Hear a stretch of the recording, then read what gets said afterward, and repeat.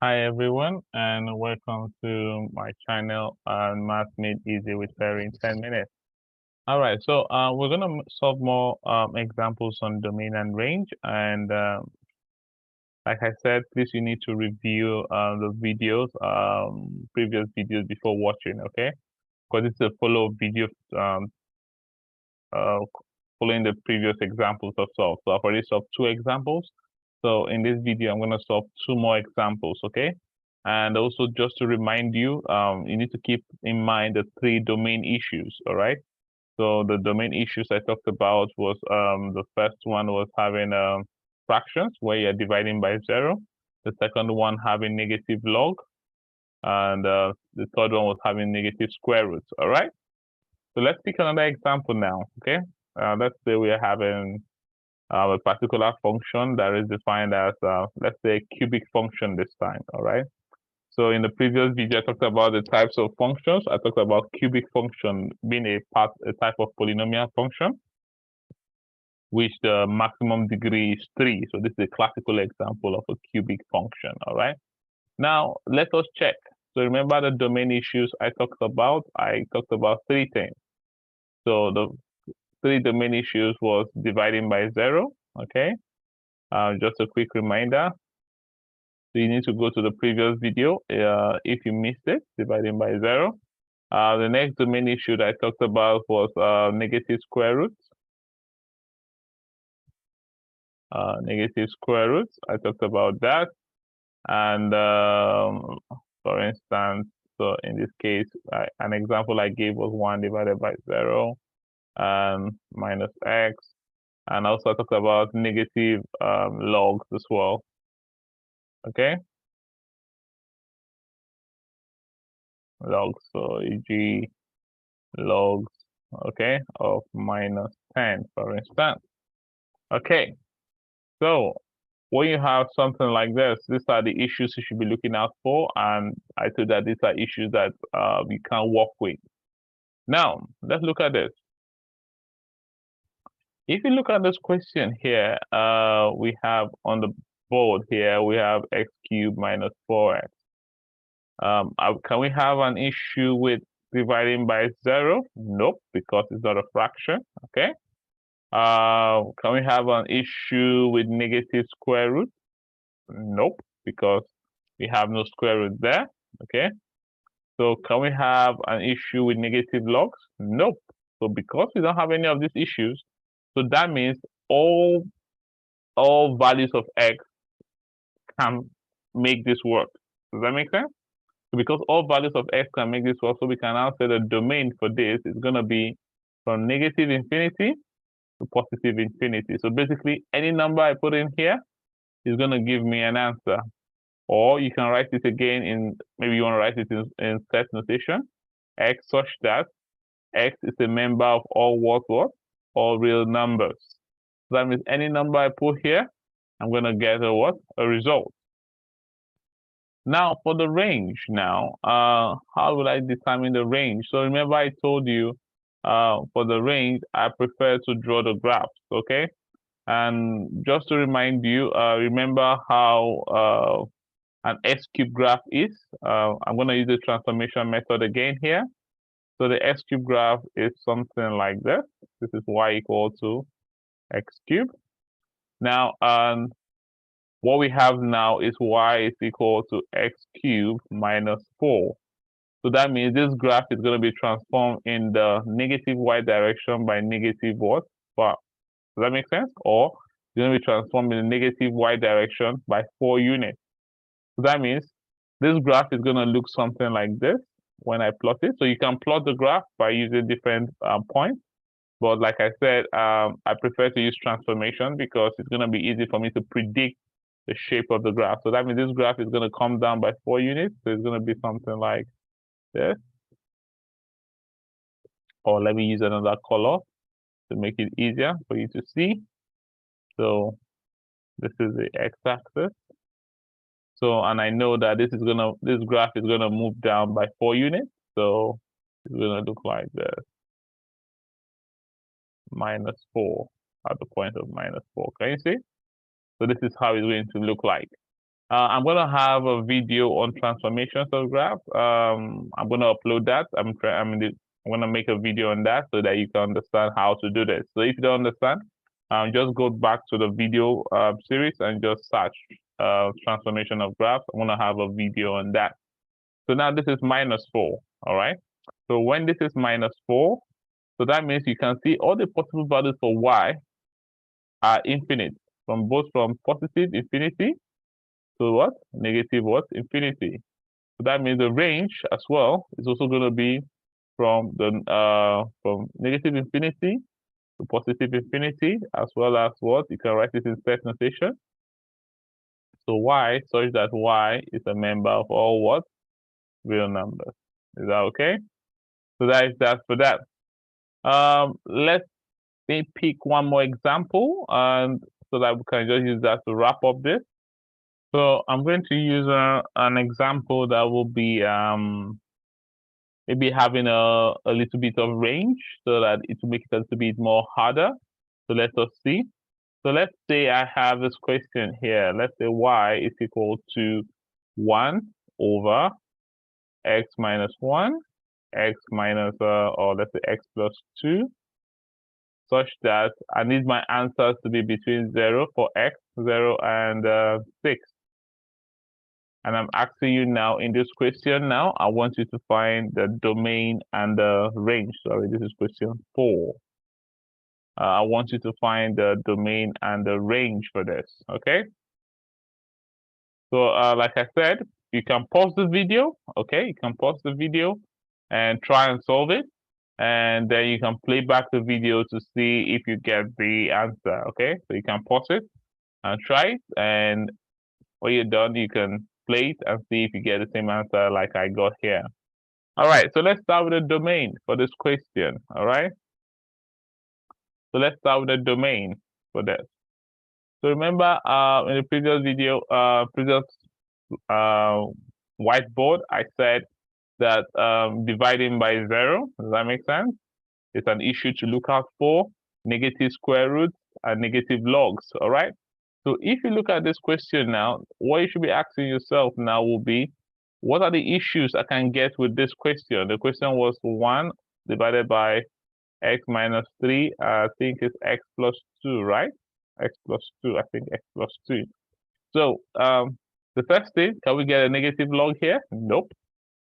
Okay, we can't get a negative log because it is not, there's no log there. Can we get a negative square root? Nope. So what can you only get here is fractions. Can you see? So the only problem you should have with this function is fractions, because if you divide it by 0, then the denominator then is going to be a problem, because you can have 1 divided by 0. So that means the only time that this is going to be an issue is when x minus 1, x plus 2 is equal to 0, because what we're trying to avoid is 1 over 0. Does that make sense? So for that not to be an issue, so that means x minus 1, x plus 2 must not be equal to 0. So that means the values for when it's equal to 0 is when it's going to give you an issue. Is that making sense? And this is similar to quadratic. So that means x minus 1 is equal to 0, or x plus 2 is equal to 0. So therefore, x is going to be equal to 1, or x is going to be equal to minus 2. Can you see? Now, what you will notice here as well is that these are the values for x that is going to make this question undefined. But you notice that the required range value for this is between 0 and 6. So because the range in the question was asked that they want the values of x between 0 and 6, so that means minus 2 cannot be a solution. So you can say not possible. Does that make sense? So this cannot be possible. So the only solution you're going to have is x is equal to 1. Does that make sense? Because the range we're looking at is between 0 and 6. So because of that now, you can have the domain. You can write the domain to be anything from 0 is fine, provided that 1 is not part of it. And anything from 1 up to 6, everything from 1 up to what? 6. Does that make sense? Or you can write it in set notation where you say x is such that x is not equal to what? 1. Okay, and that is the domain for that. Now, the second one will be for us to talk about the range. Does that make sense? So the range now. So for how would the range look like? What would the values for the range for this? Now for the range, like I said, you need to draw the graph for this, okay? And because I'm suspecting this is also a rational function, okay? So I'm going to apply the concept of horizontal asymptotes and the rest of it. And you can draw the graph, okay? So, and if you look at this, for instance, we have it as the first domain. We talked about the domain was 0 and 1, right? So because the domain is 0 and 1, so that means we can now say when x is equal to 0, so because we're trying to draw the graph, we're going to try to know the y-intercept. We're going to try to know where the possible intercepts are. So we can know either we have the vertical intercept or the horizontal intercept, okay? So at the y-intercept now, you just put when x is equal to 0. When you put x is equal to 0 in that equation there, so that is the y-intercept, okay? The y-intercept is at x is equal to 0. So you put x equal to 0 in the original equation here, and that will give you y will be minus 0.5. Is that making sense? So at that part, you now notice that the y is going to be equal to 0.5. Now, when you get that, you can confirm it by substituting it in the origin if you want to, or you can put it in the formula if you want to. But basically, like I said, if you're not really sure or very, very comfortable with this, you can just draw the graph, okay? Put in some random values of x and random values and get the values for y. Try to plot it to see how it will look like. If you do that very well, you will notice that since we have the y-intercept to be 0.5, so then I can now predict the graph should look something like this. Then you also need to calculate the horizontal intercept as well. Then if you do the horizontal intercept, you will notice that it should be around between 1 and minus 2. Is that okay? So, but I don't want to go straight into finding the vertical asymptote or for this, okay? It's going to take me longer than planned. But what you can do, you can or try and put a video on vertical asymptotes, okay, in subsequent videos so that you can also go back and have a look. And I might put a link in this comment when I uploaded the video so you can have a look. So, but you also notice that for this, the graph is going to be this. So the vertical one there is going to be at between 1 here. It's going to be something like this. So we've already established that the y-intercept is 0.5. So this is going to be 0.5. Then we also have the other intercept. The vertical asymptote will be somewhere here, close to this graph, somewhere here. Okay. So with this now, you can now see, and now notice that the vertical asymptote here will be at 1, okay? And this asymptote here is going to be at minus 2. Okay? So you can calculate this when you get home, when you know how to use the vertical asymptote and the horizontal asymptote, okay? And also you can also play around with the horizontal asymptote. You notice that the horizontal asymptote is going to be very, very, very close to 0, okay? And for that. So, but, yep, so back to the question. So you notice that the range we're looking at for is between 0, okay? The range we're looking at for is between 0 and I think 6, right? So let's say 6 is somewhere here. So that means the range we're looking at is only within this part of the quadrant, okay? So for the first one, between 0 and 1, okay? Between 0 and 1 is going to be only this part of the curve here. Can you see? between 0 and 1 is going to be only this one here. So I can cycle it. Yeah, this part here. Are you seeing it? That's going to be the only part we're going to look at. So that means the first domain we're going to do between 0 and 1 is going to be, the range is going to be, because any number from infinity is fine for this, up till when you get to 0.5. So it's going to be from negative infinity all the way to minus 0.5. Can you see? Now, the next one, because it's an asymptote graph, so that means they don't cross, so they meet at 1, right? Okay. The next one now is now going to be from 1 to 6. The next domain curve we're going to look at now is going to be from 1, okay, to 6. So from 1 to 6 now is anything, okay? But you notice that it's going to get very, very close, okay? So now you need to now find the vertical asymptote for this to know at what point is this going to start. Does that make sense? Then you now notice if you calculate the vertical asymptote, you will notice that the vertical asymptote is going to be about the vertical asymptote will be about 0.025 approximately, okay? So you now notice that it's going to be from negative infinity, okay, all the way to minus 0.5. Then also is going to be as well the same thing from positive infinity all the way to 0.025, okay?